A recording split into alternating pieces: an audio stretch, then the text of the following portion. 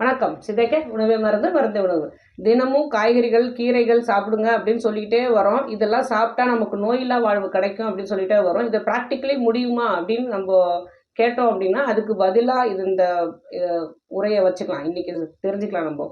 என்ன அப்படின்னா, ஒரு சின்ன விஷயம் அதாவது ஒரு பொருட்கள் உணவே வாங்கினாலும் சரி, உணவோட இன்கிரீடியன்ஸ் அதாவது பொருட்கள் வாங்கினாலும் சரி, அதில் ஒரு காய்கறி வாங்குறோன்னே வச்சுக்கோங்களேன், அது சீக்கிரம் அழுகாமல் இருக்கிறதுக்கு அதுக்கு மேலே ஒரு கெமிக்கலை போட்டு தான் நம்ம கொடுக்குறாங்க. ஒரு கீரை வாங்கினாலும் அப்படிதான். அது எப்போதும் பலன் அதாவது என்ன சொல்கிறது, ஃப்ரெஷ்ஷாக இருக்கணுங்கிறதுக்காக ஒரு கெமிக்கல் போட்டு தான் கொடுக்குறாங்க. இதையே நம்ம வாங்கி சமைக்கும் போது அந்த நல்லா கழுவிட்டு சுத்தம் செய்துட்டு அப்புறம் சமைக்கும் போது கொஞ்சம் கெமிக்கல் குறையுது அப்படிங்கிறதால நம்பி நம்ம வீட்டில் சமைச்சு சாப்பிட்றோம். இதே நம்ம உணவு வெளியே வாங்குறோம்னு வச்சுக்கோங்க, ஒரு சின்ன விஷயத்துலேருந்து ஒரு இட்லிலேருந்து சரி, அதில் புளிக்க வைக்கிறதுக்கு ஏதோ ஒரு கெமிக்கலோ, அது வெள்ளையாக இருக்கிறதுக்கு சாஃப்டாக இருக்கிறதுக்கு ஏதோ ஒரு கெமிக்கலோ, அதே மாதிரி ஃப்ரைட் ரைஸ்லேருந்து ஜங்க் ஃபுட்ஸ்லேருந்து எல்லாமே ஏதோ ஒரு சின்ன விஷம்